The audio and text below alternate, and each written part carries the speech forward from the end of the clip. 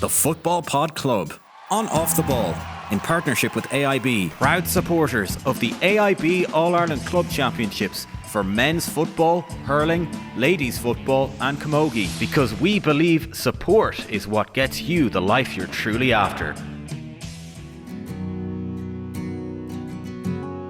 These are our boys. This is our town. This is our blood. But is this our crown? Let's thank Evan Kearns' missus for not letting him miss it, and his first child about to be born. From Geelong to the kingdom, he won't rest till it's done. Mark jumping and leaping like he's catching the sun. You did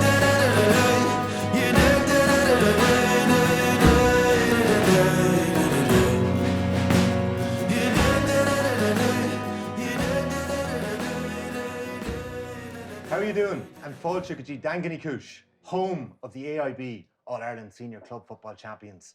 We're in Geaney's pub with the Football Pod Club. James O'Donoghue's here, Paddy Andrews is here, and I've got Dylan Geaney and Paul Geaney. Boys, how are you? Good. Excellent. Shook, I'd say, Tom. The Tuesday after the Sunday. Like remarkably fresh. How have we managed? Very fresh. How have we managed to get this chat on the Tuesday after the Sunday, lads? Congratulations. It must have been an unbelievable couple of days. Savage days altogether, yeah. Yesterday was a long day, alright, but we're enjoying today, you know? Yeah. What time did you get down yesterday? Late. 9 o'clock. I think we actually landed in Dingle, was it? We stopped Probably, stopped in Blennerville Bridge. We stopped into the Woodlands in Adair on the way down for food. And the Fitzgeralds looked after us there, and then Blennerville walked across the bridge, and then Gary in the door, bonfires, the sport club had people and a welcome out for us, and on the Scal had a You're welcome famous us for the as well, bonfires so. and stuff, apparently. I love it, yeah, love it. Yesterday was Blue Monday, but we skipped Oh, that. yeah, so it was actually, yeah. not for us this year. Blennerville Bridge is important, it's significant, and you've made a thing of it, haven't you, with your 3 cups that you've won this year? Yeah, I suppose it's the kind of, I suppose, spiritual kind of bridging the gap of Kerry to West Kerry, going into West Kerry, so it kind of signifies, like, you know, going out to the west. It took you a while to get to the bridge yesterday. You kind of soaked it up in Dublin. You had your people with you, like we were just saying there, but I think there was 25,000 at the All-Ireland Club Finals this weekend, the hurling and the football. But there was a right Dingle crowd, wasn't there? And is there 1,800 from Dingle, really? Less than 200 club members? Where did you get all these people from? Well, 1,800, I suppose, living here, but yeah, big diaspora and big population that obviously live in Dublin or elsewhere. Came home, I was just saying to the lads, I think we hoovered up a lot of the neutrals as well, through the maybe David versus Goliath stories of taking on the big teams from the big cities, and on top of that, then the nature of our victories was almost like a hero's return kind of a story, which everybody likes, you know. So That can be dangerous too, though. yeah, you don't really want it, like, but It did catch the imagination, because every game he had was one of the best games of all time.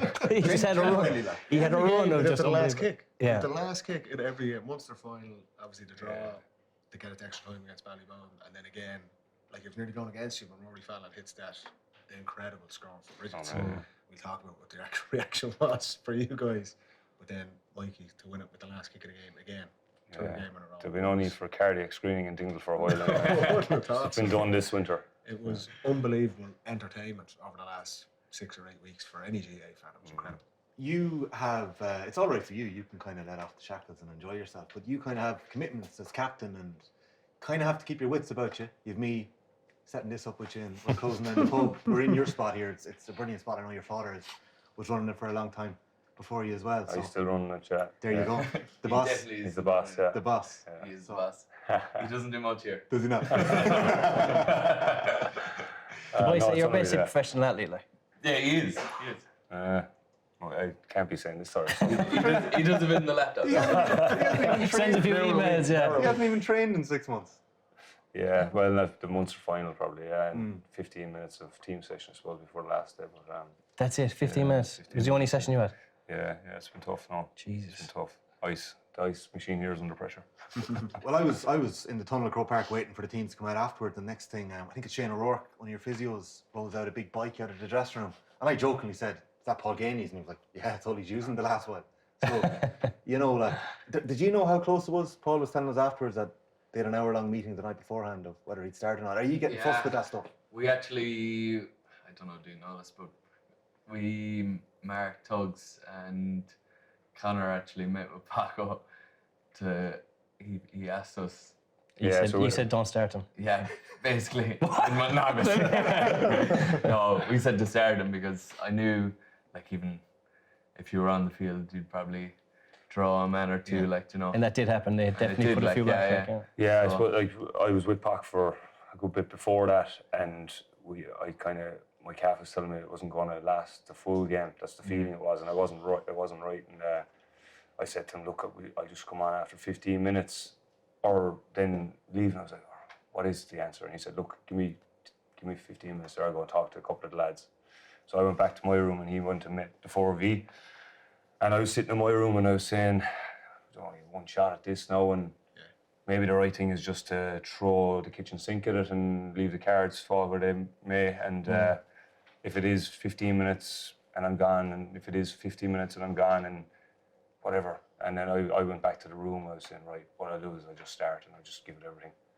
And then he came back from talking to you, and he was like, right, I met the lads now, and I said, I think it's start and see where we go. He said, yeah, that's what the lads said. So do you know, I don't think that right, people... I'm getting it out of my head now. Start and just go for it. And that was it. But I don't think people realise how difficult that is, because, you know, everyone else is getting ready for, like, their skills to be right, tactically. What are you doing? Do you know, kick out, opposition kick out and all this, and you're worried about the calf, like. Do you know, it's such a hard place to start from. It's like you're starting from kind of underneath everyone in a way. Like mentally, it's actually a slog. You're kind of carrying yourself differently to kind of mind your calf as well, like, you know. So you're kind of the only things I was thinking about going into the game was my handling, so make sure my handling is spot on, whatever that is, and then that's always been your shooting and kicking.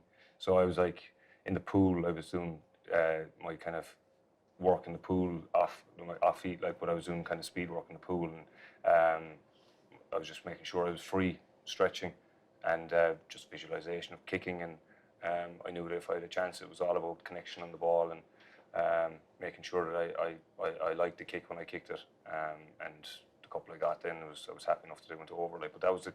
Literally went into the game, mind myself, be available, handling and kicking, and that's kind of all that, you know, was on my mind really, and just, you know, try and help the boys as best as possible. That's amazing. And as we've started to learn, there's so many different stories in your group of, like, we know we're well accustomed to Mark O'Connor's story and how Geelong Cats were so good to him and releasing them and how great that was for you.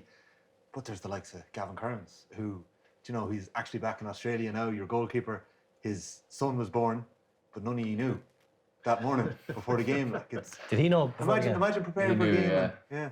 It's crazy. Yeah, he saw, or we didn't know at all, and then after the game, Paco, our manager, announced it to the group. I didn't even know. I just ran over to him. I was like, Jesus, it's class. Yeah. I was interviewed by it was a TG Carroll, whoever, after the game anyway, and I was saying, oh, best wishes to Claire, and I hope the baby's born healthy, and Gavin's going back tomorrow and stuff, and then I just left that and met him, and he said, oh, baby was born this morning. And I said, oh my God. And he said, I didn't tell anyone. And I said, I should have known, because I was behind him in the bus, and all the Dingle people had it on the socials that they'd meet in Ryan's pub, the Hogan stand there. There's a Dingle connection there.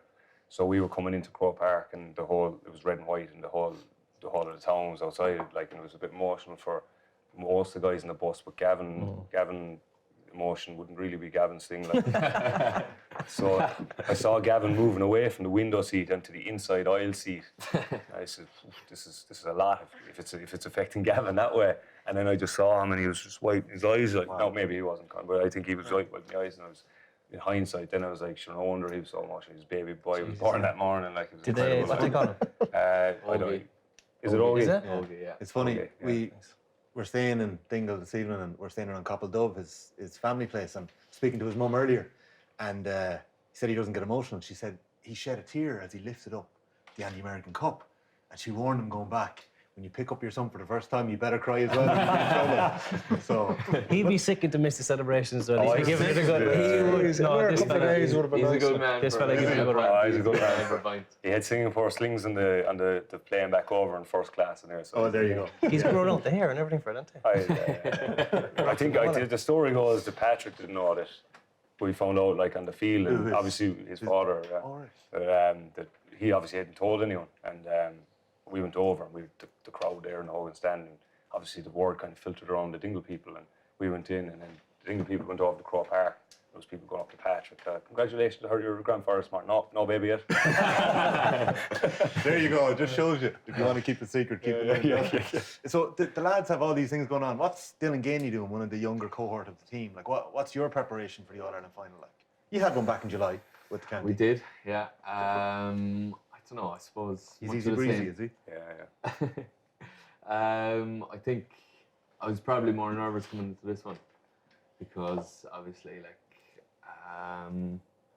playing with Kerry, I suppose it probably adds a bit more, like a bit of pressure, I suppose. But I think I was probably nervous, all right.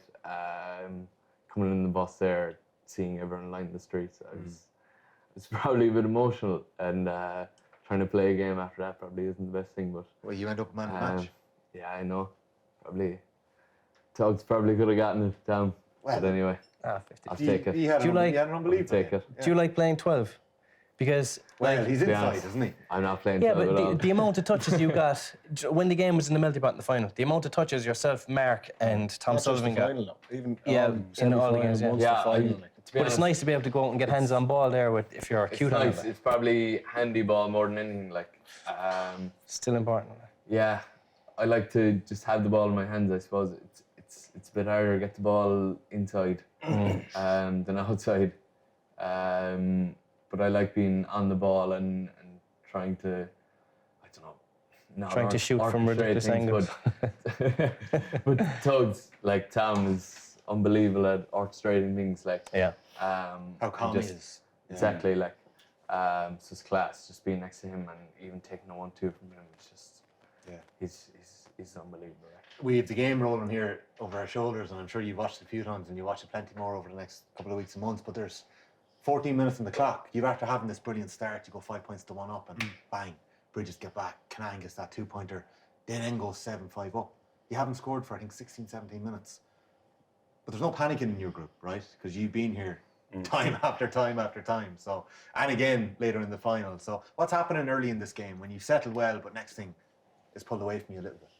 Yeah, I think we wanted to start better than we had started, but our thing has always been the game at half time, because we know we can finish well, and we know we can reach down deep to finish well. So we kind of really want to get, and no matter what way it is, like we were 2 down at half time, which was okay. You know, we're okay with that. Just want to be there for a second half to be able to board, and it probably looked like it wasn't like, but you know, I suppose then I came in and the boys really lifted that in that second half and went at it, like, and we started playing pretty much just a free-flowing brand of football that kind of like maybe Mayo back in the 16, 17, 18 period, where it's just up and down, and if you get a little bit of momentum, we start getting breaks in that game and things start going for you. And even the last day there, we were 2-3 down in the last couple of minutes. And you know there's only going to be maybe 2 or 3 more shots in the game. But we know that we can get 100% from those 2 or 3 shots, whoever takes those shots, you know. So, You had a couple of big moments. Is it Ned Ryan, the young fellow who Ned came Ryan, on and won? huge turnover, Unbelievable. huge turnover. Oh, We were what age is he? He's 100% the chance he's to good. go in 18. No, that's Mikey again. That was Mikey did the back tackle. Mikey Those the 2 master. moments actually Tom were. Leo had another one. They were going, and he broke it inside the D there, and in the canal You don't inside. get the shots if those fellas don't provide them. But like, that's what we know as well, because our backs haven't got the credit, and the reason why we're able to go to the All Ireland and the reason why we're able to compete in the county championship in Kerry is because our backs are very good. We have a very good set of backs, man marking backs, and guys that can allow and make those big moments and big blocks, you know, and all that. So. It's funny you mentioned Ned Ryan. We were talking about Dylan's point, and it's a 1-pointer, so maybe it doesn't get the the gravitas that 2-pointers get. But honestly, watching it live, it was one of the great. It was Conor McManus-esque, if you remember the Tyrone score. Exact same trajectory and everything. But Ned Ryan makes the turnover on one of their big players, Conor Hand, just before that. Like he's only in the game, and like it kind of reminded me a bit of the Finbars game, right? Because you're down in that game as well. You need somebody to stand up, and you're not afraid to do your little goose step or whatever you're doing when you're trying to open up the hips. That's what I'm doing. And you're swinging over two. But that same kind of shape, that's your kind of score, isn't it? Like down that side of the field, like you're. Yeah. Paddy Andrews used to do the same thing. They missed all the ones in front of the post. Do you know, I got the ball there. Mikey gave me the ball, I think. I was actually kind of cramping in two of my calves. So I actually couldn't even try and take him on. And then I saw after in the clip that I actually heard you in the stream after or whatever. You were calling for it, yeah. And I said I have a go, but it was probably, I would have gotten an earful probably after if it didn't. Did you watch it the whole way? I turned away. No, you're watching it the whole way because you know it. But I think you're watching it because you know what's going over and you want to take it in. You turned away after. You were like probably Hulk Hogan today. Hogan style. He was looking for the camera. He was the next thing. Please don't go to Hawkeye. It was only what you were saying. You were nervous, obviously, before. Look, it's one of the biggest games you're ever going to play in. Like, but you find, like, that shot as an example. Would you have taken that shot with Kerry, where you're a younger player, and we'd constantly chat about the football was a lot better this year. The rule changes and all that type of stuff. It was a bit more free flowing, whereas it got into this rut of mind the ball, shot percentages, very clinical. Whereas I would have found going back playing with the club as one of the county players, you can nearly let the shackles off a bit. You're a bit freer. You have more responsibilities. You were saying, Paul, obviously. You're bringing out the outside the boot. Yeah, but you can kind of. You're not looking over at Jack O'Connor going to take you off if you miss a shot like that. So it was funny you would have said that you were really nervous going into the game, whereas you've been so, from watching the games, outstanding alongside this fella and Tom and everything like that. But do you feel you play a bit differently with Dingle than you would with Kerry, or you're nearly still earning your stripes with Kerry? Do you know, we top of this with younger players. No, you probably let the shot shackles off a bit, I'd say. Yeah. Like I wouldn't have taken that shot on with Kerry, to be completely honest. Yeah. You probably have a small bit more license to do it. Yeah. With Dingle maybe. But I don't think I would have taken it on with Kerry. But you came up with a couple of those like at the end of games. You came up with clutch scores from difficult angles, like, 2-pointers, you know, outrageous 1-pointers. Even the ones that are before the equaliser, it's the one because you're 6 down, you're 10 down. Even the Stacks game, you're down at half time with 10 to go. Sometimes they're the more difficult scores to get to drag a team back into.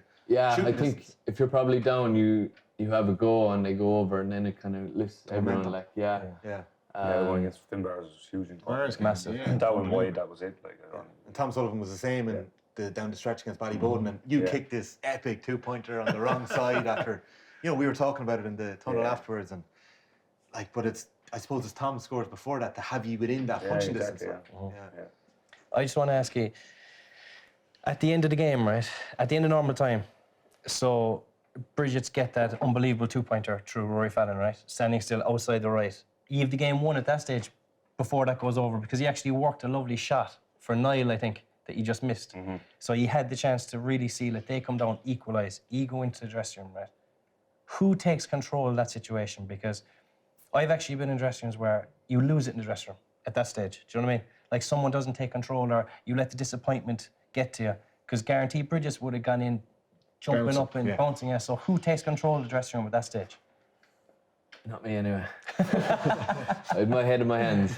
It's hard not to. Like to be honest, at half time, of course you would. I was very down. And Half time of extra time or half time? No, half time in the game, I wasn't overly happy. And full time in the game, but I don't know. You took control of it. You probably did. Is it a case of I felt speaking? well. I felt that when they got that equaliser, I felt like we didn't lose this game, and I did see some body language with some of the guys coming in, and there was some heads down, like almost like we were defeated. I was trying to get fellas get their chest up going in at half time or at full time after that, and then we got in. And to be fair, we haven't done panic at any stage in the dressing room this year. Maybe there was guys feeling like that, but we have a small bit of a chit chat, but then generally I've cut it, and we've done breathing exercise that just really kind of brings us down, feet back on the ground and resets everything. And Before you go back out? you Just before? don't, when we come back in, like, you know, so Was that in a huddle, or are you sitting no, on I your just get seats? everybody to stand up, and we do 3 big breaths, and then in general, when we've done it, things have went from up here and a bit of chaos in the dressing room to literally everybody's just really calm, and then from there we start getting a little bit more messages across that need to be, because sometimes it's chaotic when you come in, and everybody has Especially in that circumstance everyone has as well. a point to make, and most of the stuff mightn't even be important. The But adrenaline when you is do just that, when you do that, it just brings it down to, and you'll only say something then if it actually really matters, or you know. So it actually always brought it back down, and then got the rest in, and then the management would come in, and then it's kind of we go again here because we didn't lose again. Would that have been a new mentality? Like, would you have brought that back into the club, or has this group of players always had that? Like, that's quite advanced for the club team to behave like that. Because normally, we've been in county dressing rooms, and it can be hell for leather, and there's people roaring and shouting, and it's not very helpful. Like, whereas you guys, like, I think it's great that you're honest about it, because anyone watching that game, like, the game was over. They thought the long range free was the chance. It'd gone over the 5 minutes. And this fella is like, he's actually walking backwards. He comes out to kick. It's like 1 in a million, or he kicked one in extra time as well. Like, but you felt like you'd won the All-Ireland, you climbed Everest, and it was taken away from you like that. It's understandable guys would be on the floor. Yeah. That is normal, and not panicking, but just for you to come in.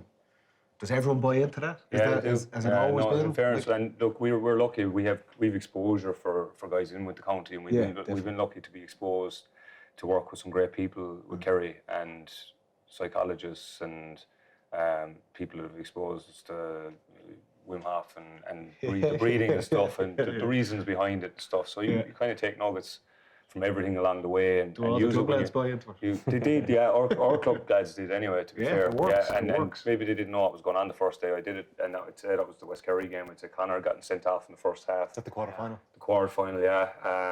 And we were only barely up at half time, and things were a bit chaotic. And that was more of a local derby rather than an They're all the boys around us here now, the lads you go to school with, and won an All-Ireland the week before you. So like plans kind of go the gate and those kind of a situation. It was literally just a game of football. Like, you just had no preparation for it. You go out and play, and like, so it was a bit chaotic, and we were down a man.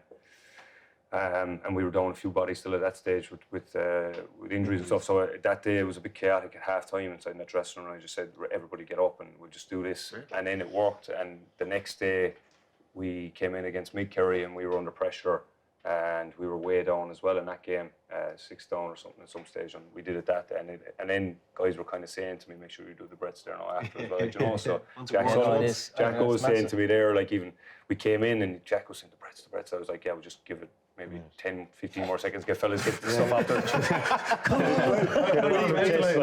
We have a phenomenal copycat culture in the GA, so you can be sure as hell We'll be doing it for every pod. So yeah, I know. In fairness to the lads, then though, like, they bought in, and they bought into everything. Everything we've kind of tried to introduce, they bought in, whether it works or not. Like, you know, it's the placebo effect as well. That as long as you're all going in one direction, 100%. you know, it's a big help. It's funny, we've had Owen Mulligan on the show before, and Muggsy, when he played in Croke Park, used to have a spot in the dressing room in Croke Park, and he used to go for a snooze before a game. He'd actually lie down, and he'd actually, whether he fell asleep or not, but that's where he kind of reset himself and settled himself and got himself ready. They obviously played so many games in Croker with the club and county across that decade or 15 years. Before the game, I know you're talking about after the game. Before the game, there's the dressing room, and you're trying to get ready to go out, and some fellas are worried about different things, aren't they? They are. One of your elder statesmen, this man is nervous. One of the elder statesmen is thinking of another thing, isn't he? Video yeah, Billy. I was half telling him doing the second half of this story. He saw it, obviously. Billy,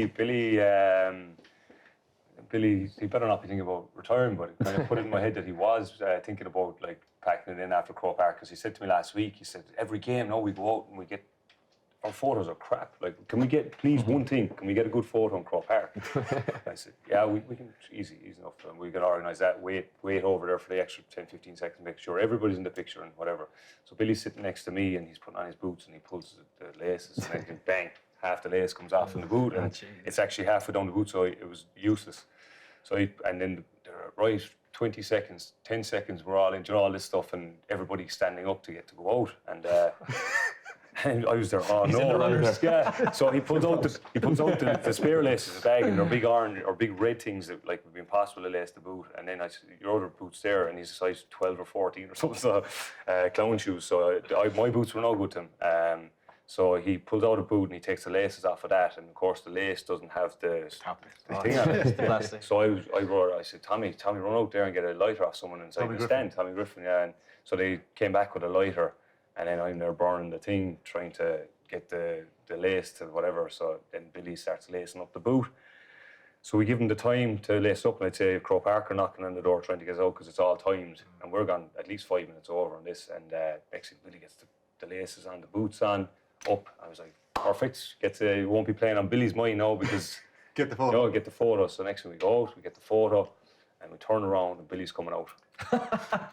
And I was Missed like, the photo. Missed the photo. Oh, Jesus And I was like, I don't want to say it to him. I don't want it to be on his mind now during the game, like that he thinking about the photo. Grouping fellas up again to take it again. So I said nothing, and then afterwards I said, "You missed the photo." He goes, "I had to go to the toilet." And I said, "Oh."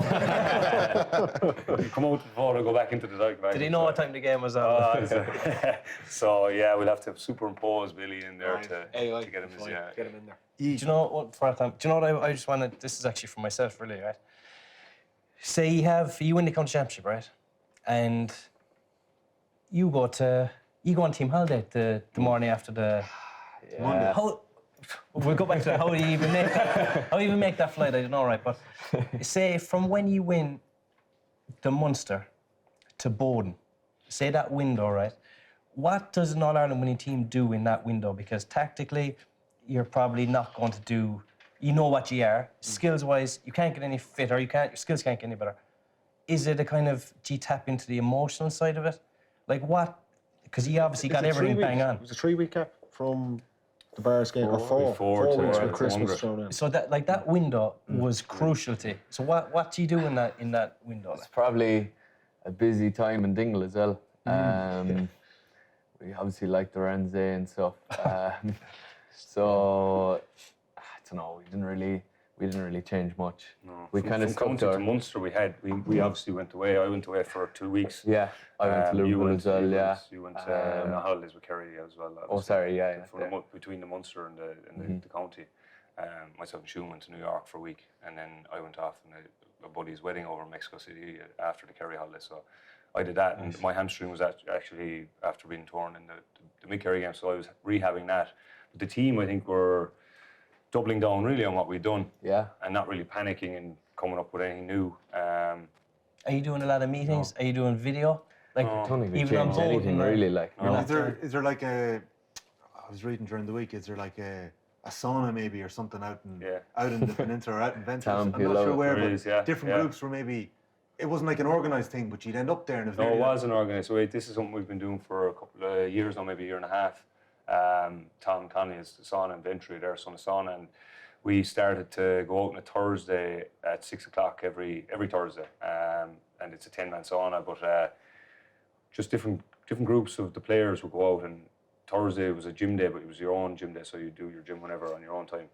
But it was kind of like I said, it was kind of like a men's shed job, but like we didn't talk about football, or we talked about everything else that was going on in Dingle, or really like to talk about what grants were going, or he's on the boat, is he? he's in the island, he's got the plastic islands, but so we talk about everything, and then there's two lads, Nate and O'Sheen, they're over in school, lads, young fellas, 18-year-olds, like, and then Mark came home, and he was there every week since he came home, and Tom and Jack and Connor and Niall, whoever was coming from Cork might be there that night or that week, but like that gave you a big social kind of, and it got us kind of knitted together even more, so if it was possible, and kind of bridge the age kind of disparity within the team. And then Tom went off to Thailand as well for a couple of weeks, and we didn't know what to do, so we actually went to ANTP's back in David there to his one for a week or two. But it became part of the ritual. It does, but it's also that like the sea is there as well, so you get the kind of recovery side of it in. And then before the Munster final, Julie Malone there, local woman, she was back inside her, and I snuck in with her group one night because I wanted an extra sauna the day before so I was in her group, and she's got ridiculous knowledge of like plants and kind of rituals and stuff like that. Okay. she gave me a couple of candles and an orange, and it was the day after.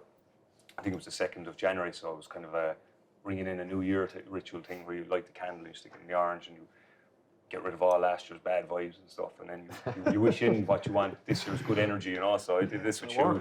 The next day, then we had the supermoon down in Cork, and we beat the And I was wondering what it champs, was. So I was it was a little bit of that, like, the you know. supermoon So, over the shoulder. yeah, so but that was again through the social side of the song. That's a part of who you are, though, in your story. Like, there's wisdom and even understanding of who you are. And We're we could hear in- Darrow Canada saying it last week with on Gaeltucks too. Yeah, we were even rubbing salts on our chests. Yeah, that was hers as well. She Yeah. saw us with like herbs and stuff in it, and you know, it's just hard luck. Like, Yeah. it's another thing to do. Like, you know, but it's, A question, lads, on Mark, obviously, Mark O'Connor, because his story is incredible, obviously. It's got a lot of attention, and he's so important for the team.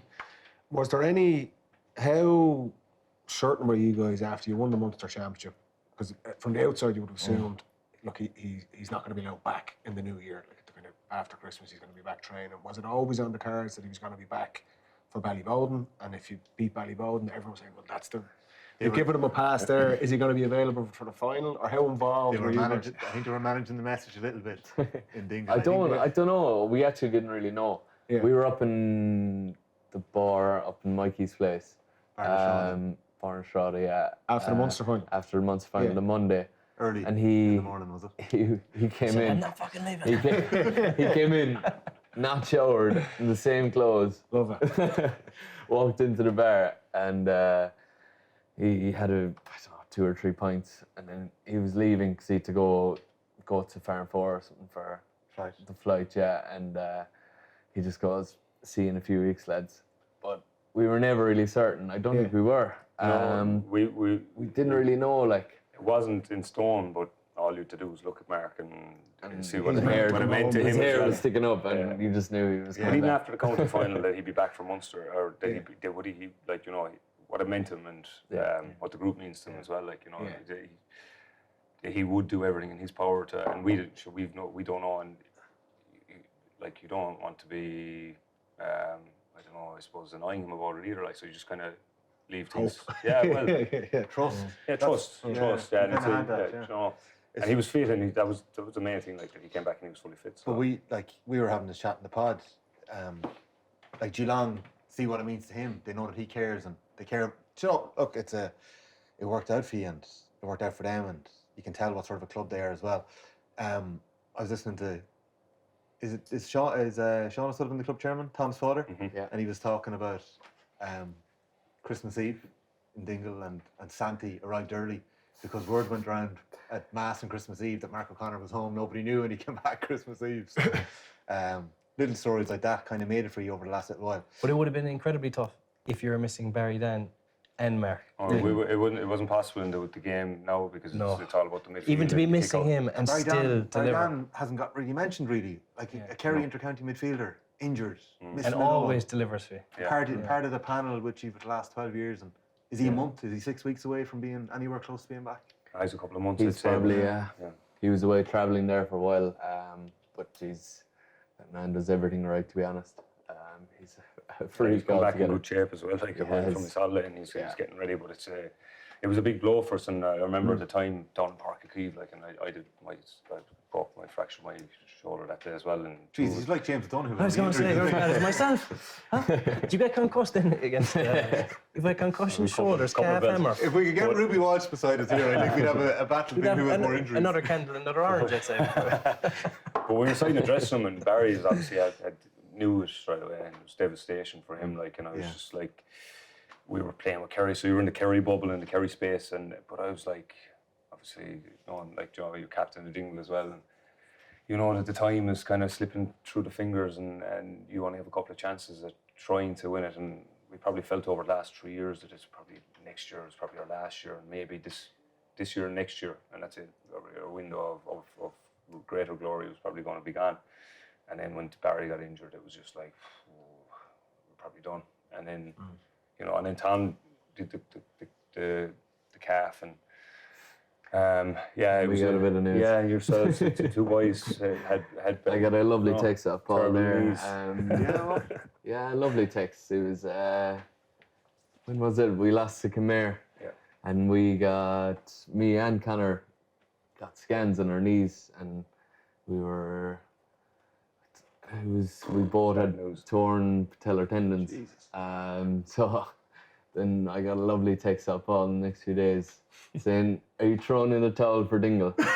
I said, Oh, Jesus. I nearly threw away the phone, to be honest. I didn't throw in the towel. What? How long is that injury? That's serious enough, is it? Connor actually got he got an injection, but his was worse than mine, so we both just rehabbed it and kind of Got through it, like. Yeah, it's But small bit sore. the now, word right, the word going into the county final, and I was covering it that day for Off the Ball, were like, we don't know which of the Geaneys are going to play. Like, they're all being strung together or patched up, and like you are all carrying stuff. But it is part of the story and the journey that you somehow get through it. Yeah.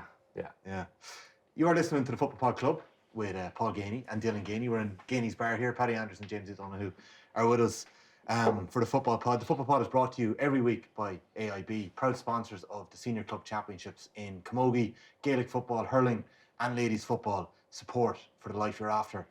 Paul, a lot of people, like, you could be talking to people after games, you know, and I'm covering it, so I might get people in touch with me after them, and a lot of people reach out to me about your speech, and I would say a lot of people that wouldn't even speak much Irish reaching out about it. But there was something in your speech that I think, I don't know, it just captured people or something. Like, there was a power in it, and I wanted to actually play a little bit to you, and we'll play it here to the lads as well. But it was funny, the bit that I picked out in the crowd, the TG car cameras that just spun to your father watching on. Now, where's Paul Senior? He's here. He had just checked his watch just before that to see how long you'd been. He's really rabbiting on here, isn't he? But I just bit here. You might just talk it through a little bit of this when we cut to the far side of it. Derter, Godorley and Roddy Adreha. Well, is a Sean Trio Corn, the club attack, Taquig, Noriak Dawn, Brief Caramelina. August is a show on Trio Corn Sheencher, a tie doll hair. Drod, Kahari Voran, Goody Mointer, Chorca Dhuibhne. August Goody Mointer, Daingean Uí Chúis. On Moon Abu, on Reactable, August Daingean Uí Chúis. Fair play to Shun. Could you read her writing up there? Paul, there was, I don't know, it just captured the attention, the speech. You obviously wrote it yourself. You played it in your head multiple times over. Did. Did you? Or do you just rock up and deliver that? Like, because you could tell what it meant. Like, you touched on everything, but what this place means and its people and West Plenty time, you weren't training. Or working. Definitely not working anyway. No, I think growing up, obviously, when you get to hear good speeches, obviously Paddy's, my father-in-law's Paddy's speech was an excellent speech, and then Dara Kinnea's one, and when they're in Irish, and I think there's a beauty to the language, and you can say so much more in one line in Irish that you could in English, and it can express things so much better. That I know that I had the chance obviously for the county final, and I put a small bit of effort into that one, and then I had the Munster, and I was kind of proud that I was able to deliver a speech in Irish, but then kind of knew that there was a good opportunity to I don't know, I suppose, deliver maybe a speech that people would be proud of. So I put in a bit of time into it. I wrote it myself, all right, but I handed it over to Shun to correct the spellings, the grammar and the spellings and that, and things that probably didn't make sense, and just to proofread it for me. But I spent a bit of time, obviously, making sure that I had it down a bit, like, but it kind of takes your mind off the game a little bit, but then you kind of park it then, obviously, because you've a game to an end. I wrote one for the county final last year, and it was unused. It went into the bag, and it was never seen. So, like, it's part and parcel, I suppose, of being a captain. It's another thing that you have to maybe worry about. The other fellas don't have to worry about. But I just kind of embraced it as part of the gig, but also conscious that this is maybe the one and only time we might win the All Ireland, and it'll go in the archives. I certainly will.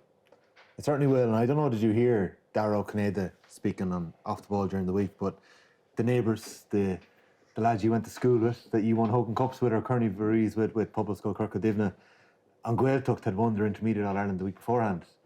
I think James is smiling knowingly there, because that adds an extra little bit of pressure, because you're all friends, right? But you're rivals too. You played them against West Kerry, but it's a big thing for the Peninsula, I presume, as well. But you had to deliver. There is that extra bit of pressure, right? It was a Glen and Slaughtneil, was it? They drove each other on. They nearly, whoever won the first, the other crowd said they nearly shamed us into winning it. Yeah, it's kind of, no, they obviously, like, you know, there's a healthy rivalry back here, but yeah, like when they spoke obviously about how proud they were of being from this area, and the Gaeltucht and what the identity meant to them. And there was a nice piece for Fergal talking at the end of the intermediate, and he was talking about the Gaeltucht and what it meant, and it was showing the clips of there again and stuff as well, like, you know, and we feel that as well, you know. Dingle's the biggest town in the Gaeltucht, so it's part of our identity, and it's something we were talking about probably in the Diseart years ago as well. The meeting. The famous meeting. But like our identity meant a lot to us, and I think that when you dig into that. Did it always, or did you unlock that? Did you wake it up? Yeah, no, it did, but it had to.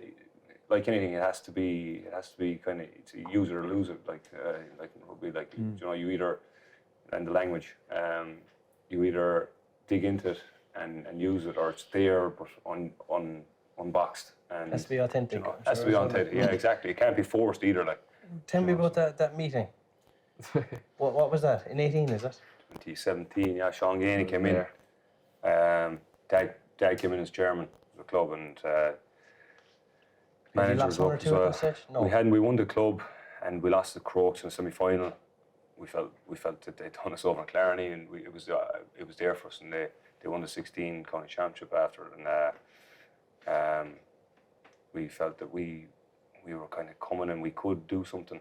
So Sean came in as trainer, and he wanted to meet us after Christmas and get a feel for what the ambitions of the team was, and where we wanted to go and stuff. And we just had a breaking into units and coming up with whatever, and we sorting them all the stuff, and we went through threats and opportunities and that sort of stuff, and basically Shane O'Rourke actually was with us at the time as well, SNC, and he started us off in the gym really properly with the club. We wouldn't really had like a gym culture before that, whereas now we meet up every Monday and do gym with great guys in the club like Mark Evans and Shane that have serious knowledge and depth of SNC, and they got us to physicality where we were able to compete with Mid Kerry and East Kerry, you know, physically. So all in that meeting came out, and Shane sent me on the minutes of that meeting there recently. I texted him for it. You might show James, right? Because I think every club, and Paddy, every club has these meetings, right, in different times or different ways or different versions of them. Yeah, we all do, like. But and I've read about this meeting, and it's been referenced in the famous meeting, Diseart, as you said. But what you had on paper that day and how it's come to fruition is ridiculous. Yeah. But for example, what did you have on it? I have there like so the first part that Shane had in his thing was the long-term goals for the squad, and first thing up the top is All-Ireland champions, county champions, club champions. Jeez, you even set your sights on All-Ireland at that stage. Yeah. We'd only won a club, and you remember that time the club wasn't a thing as such, you know, because the club champions weren't guaranteed to go on at the Munster. If you got to final, you were going on. He actually did the year before. We won the 15 club, and you went into replay, and you went on to Munster. So like you weren't even guaranteed, but it was on the list because we were. But in fairness, we went on. We had to play. We had no interest in playing. No, we no interest. We should stop being going on. But you know, like even here, like you've West Kerry leagues and championships down here, like, but kind of it's paired right back to like whatever, and the bottom of that little section is just progress as a team and team unity and togetherness, and a successful junior team which was there for a couple of years as well. The strengths obviously were there, then what we thought our strengths were at the time, our threats the drink, the culture, the gossip leaks. Some Murta is there, you know. America over the summer. SWOT analysis. Excuses. Probably the same stuff in every club, really, but excuse is a big one. Yeah. There's something about the town there too, isn't it? Yeah, The town. there is. Yeah, like diving into our history and our identity, getting to know.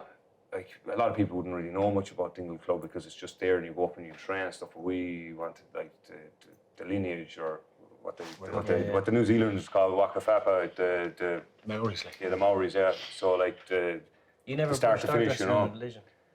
We brush it every night. How would you know? You don't be down there. Isn't it? It's You live up in Limerick, do you? Newcastle West. It's, I drove by the gap on the way up. It's so important, isn't it? As you said, like how many we've all played a long time in different clubs, colleges, counties, different teams, and the old clear the air meetings happen a lot. Or what are we going to do? They don't always work, but that connection is like we've all been in teams where you guys are in it right now, where it's special and it's different. And we were speaking about it from the outside looking in. Those guys have something. They've been on the floor about 5 times in the last month, and they keep coming back. And that why it can sound airy-fairy, and people can roll their eyes at it, but what are you playing for? Like we all love football. It's grown up with it. It's the most biggest passion we'll ever have in our lives. You know, we all have kids now, but football is the number one. Like. But having that why to go with it. Yeah. Well, that was when you have it, it's so a big why special. in here for us was make the town proud of us. Yeah, it's unbelievably powerful. And that goes away from winning. Like winning had nothing to do with making the town because What we you lost. represent. We made the town proud of us by losing county final, losing a Munster final. We lost the Munster in penalties, but we came back. Storm. Yeah, I remember. We came back, and I went down to Sheehy's, and the owner was like, "Thanks a million for the year. Like it's just the journey we were on. Like and, That's class. You know, amazing. like But how did you get that stuff off the paper? Like stuff like knowing who you are and appreciating it, because But you're you in know, there you as a have to live kid. it, like. Do you know where it came off the paper? When you were down and out every time. Yeah. And you don't even realise, I'd say, that you're thinking of that stuff subconsciously. Why are we doing it? We have to stick at this. We have to keep going. When another team would crumble, and even when we were on the pod talking about it, it was like, if this crowd go a couple of points ahead, I don't know what you sent on. It's like, will Dingle fold? I was like, not a hope. You were writing them Not off up. every week, like. you are. You lumped on Ballyboden. You're just like, lads, get on this. They will not. They will come back. They will fight to the absolute death. And it probably does come back to a Well, it meeting was- like that. Or we something was- like it that. Didn't was. get to look at the green the last No. few years, maybe. We were all the wrong side of the results, like, you know. Yeah. But I think this year probably. You cast it all in. But we went, yeah, well, we did. No, but we did because like, last year we lost the 2 finals of the club and the county, and we felt we threw everything at it. Then we came back this year, and we can throw more at this. Like, we picked up the phone and we rang all the guys that would have been away to see if they can come home. Who are you talking about? His 2 first cousins, Aidan and Patrick. Patrick was over in North America. He was out in California. He was out in America. Canada first. and Canada, then he tennis. went to Yeah. down. So the boys are living and working Living away, yeah, and Yeah. Aidan had went to the UAE and then down to Australia afterwards. The 2 of them were pivotal. They played the whole game the last day. Then there was Rowan McCarthy was over in London. There was other guys that we rang that didn't come back or came back for a little while and whatever. Like, but like in a small club like us, you need everybody and you need a complete buy-in. Like, but we opened it again after, you know the way things go with clubs, and there's fellas fall away, and then there's we opened the doors again this year after going so close. We reopened the doors, and the management reopened the doors and tried to get everybody back involved again to give it another go. And we had a review as well last year, and we just said we need to freshen things up. And in fairness to Park, he brought in James Weldon and Aidan Shea there, and they were a huge addition because Fresh voice, even. yeah, fresh voice. I think that They were energy, review, like, we watched the Last year. the county final back. Not in everyone full. does that. No, sucked. but it was probably one of the most depressing days ever. It was the goals that Crokes got you with the goals, didn't Yeah, it? the 3 goals. But we watched that back in full as a squad, and probably brought us together a bit. And That can't be comfortable, right? No. It was very uncomfortable. Definitely, Niall said it afterwards. It was Yeah. very uncomfortable for him because Yeah, because he was under one of the high balls He with the was. goal, and like you're not laying blame, like, but you're like, how do we? The question was like, how do we stop that from happening again? Like, and my big one about that at the time was like that Niall was left on his own, basically, with no communication and no help coming. Like, and he's contesting, there should be, and these things are thrown out there, but there was learning. And then the game obviously changed with the new rules, and James Weldon came in, and we had James years ago under Aim, and he's a basketball coach and a very clever guy, and the lads bought into him early in the year, and during the county league, you could see what he was bringing to the table. What kind of stuff is he bringing to the table now? He's a basketball background, right? So the stuff that you see in the top of the arc, like, and it's probably the set plays, like, is it? Screen, loop, cuts, all those stuff. Shifting the defence, like.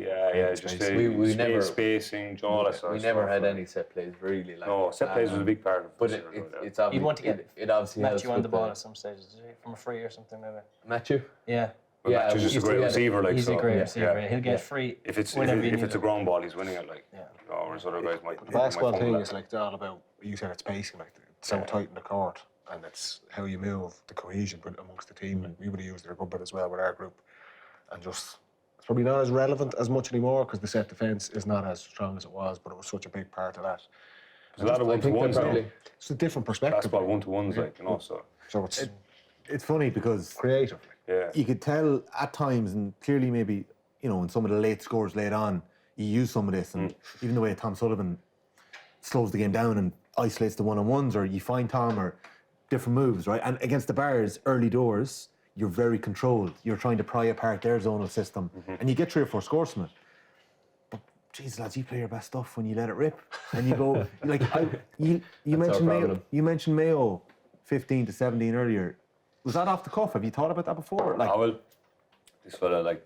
I actually remember clipping, I would say probably 10 clips, and I was trying. Before the county final, was it, or the semi-final? I think it was the county final, yeah. I was racking my brain. I was like, what's going on? Why can't we play with freedom here? But we were so programmed to like do these set plays and all these set plays, and I just clipped all, like, probably our best scores in the last 2 years. And they were all off the cuff, long balls in and runs forward and kick passes. Every single one of those plays is probably kick passes. And I think that's what everyone wants to see, and that's what we want to play as well. There is, and that's what we want to play. you mixed it up. You found a way to mix it up then. We had to mix it up. Our problem in the past was that we went and tried to play that all the time. Yeah. Which the off the cuff. Crazy. So, like, you try a 50-yard pass and it doesn't work out, and it comes out, and then they score, and you try another one, and you just keep doing the same kind of, or then you change it and, like, you take it crazy. So it didn't work. So we had to try a mixer game more. So that was going ultra the other way, and ultra kind of more control game, and then have a bit of chaos obviously in between, or when you go to the well and it's there. I think the chaos probably won us the games, but the control play kept us in the games. Yeah. Makes sense. I think It's not possible to play chaos for 60 minutes either. Like, I think the like chaos you probably to me won. about like going, and I was like, even Connor was on about going even like one-on-one for even pressing kick-outs, go man-on-man and stuff. You can't sustain that for a whole game. This 2-point king, Conor Flannery, who lands the 2-point early doors, or which Conor, No, like Conor Geaney. Conor Geaney, sorry, okay. But like, you just can't The other sustain. 2-point king. And we minute but we couldn't sustain that other game for 60 minutes either. Yeah. So you have to be able to control and then use the other stuff as well. Like, so, what the lads brought in and what we try, and also we're set up for that as well, because we have Niall, Tom Sullivan, Connor, great man to break a tackle, Dylan, myself, Connor. Tag the Bruin. But like going on the one-on-ones. Oh, yes, so we have the we've the skill set to get past the guy, and the speed and the ability to shoot. So how you create situation, and actually playing the Gael was a big part of why we kind of went down that road, because the Gael exposed us in the day. Now at the time we had a lot of injuries, so we were depleted a little bit, but they exposed us one-on-one between the halfway line and the arc. Okay. And they drove in and just picked off easy scores, and they had options and we just looked at that and we said, there's something in that, like there is. That's so interesting, because they had, like, in those Jack team Barry sessions, and Stefan, they could drop a shoulder. big guys like, and Roisin Mansell, that would just go past you, and easy scores. I think that's something that's actually gone out of the game in terms of being coached, is just a fella shimmying hips like you do, dropping the shoulder and getting us 30 yards up the field, and then you're dishing to someone else. Yeah, Tom or even Breen was doing for the Gaels to go back to them. Do you know, like someone just to do that to carry you up the field. The Gaels copied us as well, then I think. They must have, right? No, but essentially, like when you have guys like that are able to do a one-on-one like that, you have to create situations where it allows for that, and then that space is there, and then we can do the other side of the game then as well. Like so, it's a good. But also with the 2-point arc, like why wouldn't you want to create space to be able to kick a 2-pointer? Like the power of it, like we were down a goal and you kicked a 2-pointer and then the goal has vanished.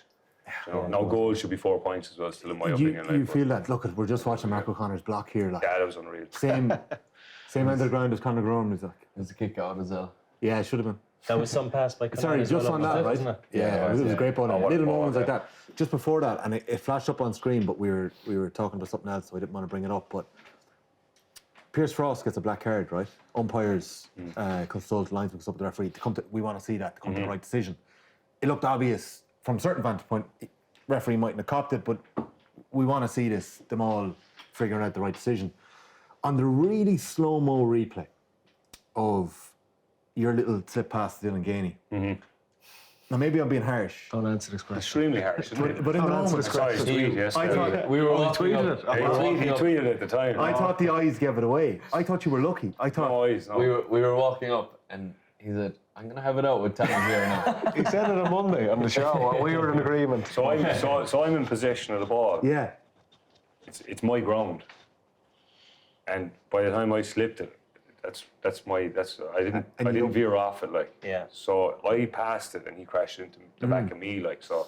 For me, that's not a black. Like, I didn't think it's up to the defending player to get out of. You probably knew it was happening, but I knew there was contact and I was kind of bracing for it. But like, Definitely. for me, it's the defensive player is the one that has the duty of to get out the way. get out the way. Did you stay down then? I got it. I think you got it right. I went over and said, No, like, "Come on, if you go no, and don't get a black." I had a back injury, no, into the Or he's coming full tilt straight into your back. Yeah, It's no, different. right, We you were got saying, right, if you right, take a right. step there, then it's a different story. You are at the mercy. You know though. what's happening, but it's the right thing to do. Like, You're probably at the mercy though a little bit. Like that can be read wrong by I could referees too. have been done. All right, I could have been done. I could have got so badly injured because his knee caught me, or something hard part of him caught me right in the joint at the back there. So. The fact that the ref had just given the black, it was like the previous play. Yeah, The Bridget's crowd, refs have like, let's even this up. In fairness to him, though, he wasn't. He was given the free, and in fairness to him, he went and consulted. I said that like. It's maybe a little bit natural, but he put his hand and he tripped me up. Lucky, And you know, like He was actually given the free to us, I think. Was he? It was advantage to us. Oh, sorry, Yeah, No, this is the for Pierce Frost, Oh, sorry, play yeah. beforehand. Yeah. no, so, But but it was probably a pivotal moment as well. I wasn't being judge, jury, and executioner. I just thought you were maybe lucky and the eyes are getting away a little bit. Because you never they're tough. Yeah, like you don't know, the you game's don't got so know, much you don't faster. know. And Yeah, it is, Actually, I think a lot of people enjoyed the physicality that developed in the game. And you mentioned the 45 could have been a 45. And It is nice to see, though, isn't it, that games aren't like freeze. And especially with the penalisation of getting a free outside the arc now, and they're not that hard to kick. So You're damaging. getting 2 points for it, like, and you see maybe teams that would have a very good long-range kicker could say, right, we just go out everything out. by freeze here, like, You can see it through the one-on-ones national and kind of get put. You see it through the league now, particularly with the wind conditions. Yeah. The likes of, we seen it last year's National League. Team scoring 20 points and a half, so it's I think we will it's a see little more. bit flawed, I think. I think the thing on the forwards is interesting, and we might come back to that again. But there'll be more twos and goals this year. I think we'll see a lot more of that. Very quickly, you've been great with your time. Yeah. It's retro jersey day. You've been wearing them all day and celebrating. You've got a nice Bayern kit on. You had a little AC Milan top as well. Paul tried to get us all to wear the Paul Geaney tops here. Enough promotion on any lads. Jeez. Paul actually had the nicest. nice, it's very nice. We're a couple of United fans in this spot, but Paul had the nicest Liverpool kit I've ever seen. But we had to get you to swap that one out with the Mid-90s, sponsor, Roy Evans. But it's cool. But Jersey Dudek's 2005 very nice. goalkeeping jersey. Where'd you get it? purple sleeve one. My sister got it for Christmas. It was nice. Yeah, great. Class, yeah. That was a big day for me. Yeah. I grew up 25 years without barely seeing Liverpool win anything. Wow. And Jeez, you're old. and again, We're going through it now for United. and The again, treble doesn't want the League kinda Cup, like- the FA Cup. None of them count. They want The the UEFA shitty Cup doesn't treble. count. it was a hero Plenty of return World kind of a Cup. story as well. 3-0 down AC Milan, kind of like Dingle. There you go. Won it on In penalties. one of those meetings. They must be doing a breathing exercise at that. Carragher leading Wim Hof, like. What's the plan this evening and the rest of the week? Like, do other clubs, will the Gaelic boys come into you? Well, I'm hearing word that one of the, I won't say what club on air, but one of the hurling All-Ireland winners talk, are planning to land down to That's on the plan, Daingean I Uí think, Chúis yeah. at some stage. I Big think journey for them. after this now, I think we're going up to DJ Flaboom soon. Local DJ. Hopefully he'll join us. He's my age, and Oh, brilliant. he's Young fella. He's Flaherty's Bar, young fella, yeah. Flaherty's Bar, the other side of town. He's a legend, and pushing after on. all the big games, he does a DJ set up in McCarthy's, and it's unreal. The last time we had one, the Munster, Ballymac came back.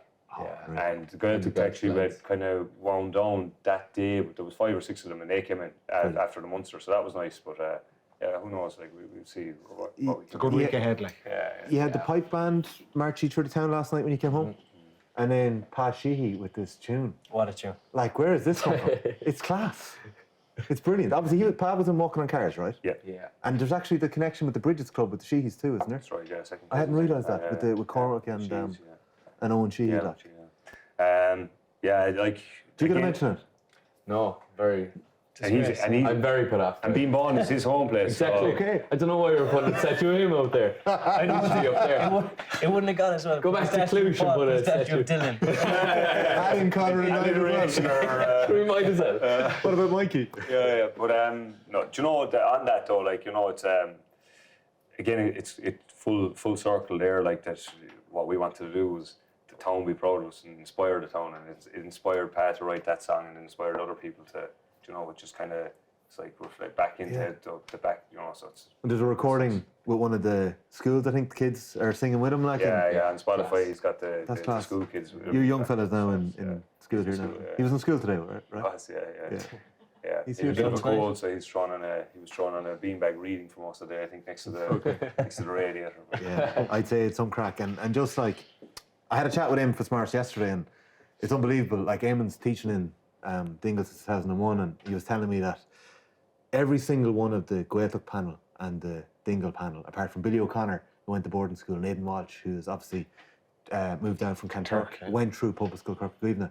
And that is a part of your story too. Like, there's the recoveries that you're too old for, right? You're not there for those, but there's 4 in a row that Tom Sullivan and Mark O'Connor to win 2 Hogan Cups. Your group win 2 of them, back to back in 18 and 19. And like, James, when we've kind of talked about Dingle, I think maybe your meeting, there was an inevitability or an expectation that you might get here, that the generations and the stars were aligning and they were coming together, but it just didn't happen. But like, I suppose the school must have played such an influence in that, because like, you're playing so much football there and you're winning big days, and before you even get to Kerry or play for Kerry, you're doing all this at your school and your mates. Must have been a big influence, was it? Yeah, it was massive. Like, some of my best friends are from the Gaelic, we won 2 carnivories there. I was at Rory Begley, and I never said a word to Rory Begley. He was man of the match in their All-Ireland final, and never said a word to him, I'd say, before. And the carnivory, I'd say, at the start of the year, it's probably one of my close friends now, like, you know. So And you're both win man of the match. Oh, he won man of the match in the... He did. Yeah. Jesus, that's class. So it's class, yeah. Yeah, it's unbelievable. Yeah. It's class. Because The school is huge because it's your everyday. You know, you're talking football, you're playing football every single day. Like. It is, and in fairness, when we went into the public school, the CBS maybe before, for years, maybe football was always kind of big, but there was never really togetherness as such in the CBS. And when we went over to the public school, they got Paddy Shea involved with us. He was our manager, and he won you beat the Green in the final that year in the carnivory, but we got to the semi-final against the Green. But that was huge for us because we'd never even scratched it. We weren't even, the CBS were playing in the second tier, and we got to a carnivory semi-final, and I know Tommy McCarthy was in St. Oyas on Friday, and he was kind of referencing a lot of the start of it was after it, but the real start of it was when they got Paddy in, because it kind of made fellas football serious. You know, it's a serious honour to play carnivory and try and get there. And then they lost. Padraig was captain, I think, the year they won the first carnivory, and the year before he was sent off before the game nearly started against Chris Rio over in Clarny. He in Lewis Road, but Tommy would reckon the year before when they lost to Pre-3 was kind of the start, but it wasn't. It was actually, Paddy brought us up to Roscommon for a weekend when we were in school, and we went on a training weekend. We played against the Westmead minors kind of selection, and we played against a lot of those Bridges boys. The school that is up there, we played them. Wow. And we did video analysis and stuff with Paddy, and he was rewinding the tape and the whole lot. So it was great. Like, it was unreal because that documentary was only 3 or 4 years old at that stage. Like, and that kind of got guys serious into it. And then the guys that were on the team from 2nd, 3rd year were guys that won the Carnivore. Yes. Later, a couple of years, 2, 3 years later, you know. Yeah. And it just kind of changed the perspective of what school football meant. And then obviously after that, then there was an unbelievable team. Then Eamon was there and Tommy Griffin, and they started the kind of, you know, the restarted the winning of it. And then Tommy said as well there a couple of weeks ago, he said there's a, you know, you can look this up, but he said there's a big correlation between winning a Hogan Cup and a Club All Ireland.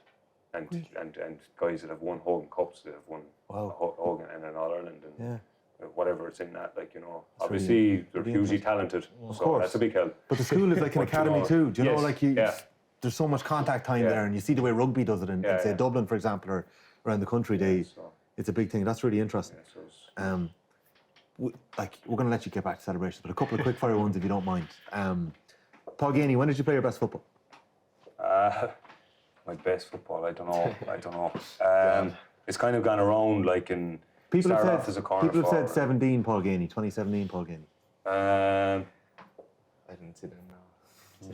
I don't know. I enjoy my football most right now, to be honest, but maybe 16, 17 maybe. But it kind of, it's weird because the game went such a different way, and I changed along the way to suit like what was required, and I built up my defensive side of the game and my engine to track and all that stuff that was required at that time. And it'd be lovely to kind of go back to that period and just being out forward again. You know, isn't that unreal? Like, That's you know, so depressing. Like, it's working on my opposition kickouts. I know you could 3 up and you can play and score. Play again, and like, and just be a forward. Take a man on. Just doing 150-metre runs to track Philly McMahon Donegal. Ryan McHugh. Run after Ryan McHugh. I'm enjoying it most right now, anyway, but maybe 17. I don't know. What was it like playing with this man as a team This man here, he was one of, like, sometimes as a corner forward, you're kind of, a big part of it is when the ball comes up that it has to stick. Because if you're playing with guys that the ball doesn't stick, it's gone away. You're getting frozen out of a game. But every time it came up, the ball stuck. Like, you're talking hands. Hands, and just either we got a score as well, or, you know, like, just, and that makes a big difference. And then creativity side, I loved it. He was probably my favourite player to play with. Creativity side, like, you know, it's just incredible. Have you seen the mural of James O'Donoghue in the back? No, did he do it himself? We have to go back and look at it. You're early, right? Through the crowd. He was like, there's very few players as well that, like, when they get the ball, you know, the ball's coming towards our corner, that, like, fellas start standing in the stands, and obviously David Clifford's one of those, but James was one of those as well, that gets the ball and what's going to happen? Yeah. There's a goal on here and he's like 45 yards out, like the one he got against Galway. Came in along and bang, smashed it into the back of the net. Left boot. Yeah, so, like, it's, provided he has stay his for the boots. week, Tell you what, Provided he has his boots. I love it here. We're trying to get you to come out tonight. That one up in the smoking area is last because that was 14 and we weren't favourites for that game. Down in Park O'Keefe, and Michael Shields had a tough day out with this fella here. He kicked 10 points that day. Yeah. It was magic because it kind of started. It kind of started our momentum that year, and Declan was outrageous. And, you know, it was just a really kind of seminal moment for that team. So, and it was obviously bridging a gap of All Irelands that ended up being miles apart. Yeah. And that 14 was very important for Kerry, I think. James, you broke through very similar times. Your same goal. He's still going, but when you broke through together, like, what's it like? What was it like playing with this man then? Yeah, we were minors, 21s, seniors all together. I suppose there was an element of comfort there because if you could stick in there with Paul, like, you knew he was going to make it. And I suppose I had a kind of habit of kind of maybe going off the beaten track a little bit, or, you know, I didn't, you know, I was kind of distracted easily, but you could tell that Paul was just, he had every skill, everything going for him. Your minor captain, just tell you we're going to the very top. And like that, I used to love playing with you because of your hands. I'm actually delighted you said that my hands were good because that's something I used to work on all the time. There was nothing worse than the ball coming in and the fella dropping or spinning it next thing. So, but like nice slick hands and slipping off. I asked you to build the forwards before on the pod, and you started with the hands. Like, it's such a big thing for you. Yeah, it is because if your hands are poor, you'll actually stop running for the ball because you won't trust your hands to win it. So you'll actually become way more stagnant. So if your hands are good, you'll actually make way more runs than everyone. Well, they say it in hurling that the difference between the inter-county hurlers and the rest of the hurlers is their first touch. It gives them time, but it's the same in football. Yeah. It's just not really as appreciated much. If that ball sticks first time, you have time, you have options, you can see, you can make decisions. But this is huge. Dylan, you're an All-Ireland winner with Kerry. You kicked 3 points in the All-Ireland final. You're man of the match in the All-Ireland club final. This man soldiered for a long time to get there. You're 23, so you had a bit of work to get there, but you got there at an early age. You didn't even get nominated for an All-Star this year. Don't know who you can blame for that one. But like, there's in the room. There's a lot, but there's a lot more. Are you building him up to retire here? Like? Oh, he's on my list. I had 44 out of 45. I had 44 out of 45. Just putting X's next to fella's name. All the big lads were nominated. There's more to come. I hope so. Oh, Yeah. I think so, yeah. Yeah, it was obviously a good year this year. I don't think it probably couldn't have went any better. But I think Kerry's in a good place at the moment. I think there's more to come for us. Kerry is in a frightening place. Like if you look at a senior level, like whatever about what's coming through, you'll cherry pick a couple, but to be junior, intermediate, senior champions and All-Ireland inter-county champions, I don't know, has that ever been done? Well, it hasn't. It's an incredible place for the senior setup to be. Obviously, then you need to kind of breathe life into it from below again, but what a time. But, you know, it wasn't a straight journey for you. I was looking at the Tyrone 20 side, the Geaney and 20s All-Ireland, even with the Dingle crew growing up. I think, what were you playing? Were you playing 11 aside? Were you amalgamated at different times underage? I know the club has at certain times, but, you know, you're All-Ireland club champions, but it doesn't mean something like this is always going to happen. You get a chance and you take it. No, yeah, it probably wasn't an easy journey when I was growing up. We were playing 11 aside. The teams weren't amalgamated. We actually played Division 9 of the Fail under 14. So it probably wasn't the sweetest ride. But when we got to senior, then it was just coming in with these fellas. Like it was class. Like the professionalism of them is serious. Like it was unreal to play alongside them, really, and it's only getting started, really. I think if this fella stays on for another few years, maybe, and another few fellas, we might have another crack at it. So let's see. Yeah, it's as James said, it is frightening times for the rest of the country at the moment. Paddy, he had a fair run of it in Dublin for a couple of years. There's that kind of feeling at the minute. Now, things are obviously great, and the club thing is different to the county thing, but they are in a very good place. Oh, you've been exceptional all year. We've said it throughout. A strong position, but you said it's about going again. The time is finite. Like Paul, as you get a bit older, we all appreciate it. For you, there's definitely more in the tank, so keep the show on the road. But that's the challenge to everyone else. That's why we love this sport. That all the other clubs, all the other counties are looking at Kerry to try and come back and take them on. That's the nature of it. But it's important to enjoy. I'm envious of the week you're going to have to enjoy it, because the journey to get there is so hard. But I always say it's worth it. All the sacrifices you make, there's nothing better than if you win an All-Ireland with your county or if you win it with your club. It's the best thing you'll ever do. So enjoy it. Well deserved. Paul, I'm sure you'll get a bit of a break, but we'll see you in the green and gold this year. Yeah, we'll see. There'll be a little job for you to do as well. We'll see. I think they're announcing that tonight. Actually, yeah, still today, but congratulations. Thanks. It's massive. It's huge. Yeah. That is unreal. Congrats, Paul. So yeah, hopefully things will go well for us this year. And obviously a huge challenge. And as I always say, like, you know, football is very zero-sum in nature, and that the winners seem to be the kings and everybody else are zeros. But it's unfortunate because even in our journey this year, like the quality teams we play, Bridges last day. You could see the respect you had from that. Like you're playing them and you can't shake them, and they're so good and such respect for them, and they're a young team, so they'll be around for a long time. And before that, obviously Ballyboden, quality team, so hard to beat.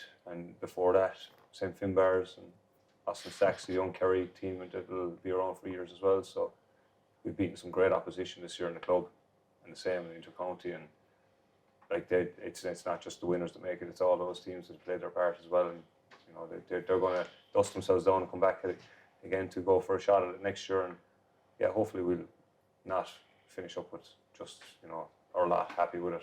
We go again as well. So we'll see where that takes us. Well, as you said in your speech, Gaeilge, things come in 3, and we can see the 3 trophies behind you. So congratulations on all the success this year, lads. Thanks very much for your time and for having us down.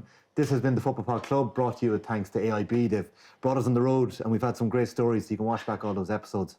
Sponsors of the All-Ireland Senior Club Championships in Camogie, ladies football, hurling and Gaelic football. Support for the life you're after. Dylan Geaney, Paul Geaney, it's just hitting the second half of extra time, so we might watch this off air the last couple of minutes of your All-Ireland Club final win, and if we can convince Paddy Andrews to stay the night. I think me and James are locked in. Flaboon. You look after us tonight. Thanks very much and well done. Well done, boys. Congratulations. Congrats, lads. Fair play. Thanks, Paul. Very good. The Football Pod Club, on Off the Ball, in partnership with AIB, proud supporters of the AIB All-Ireland Club Championships for men's football, hurling, ladies football and camogie, because we believe support is what gets you the life you're truly after.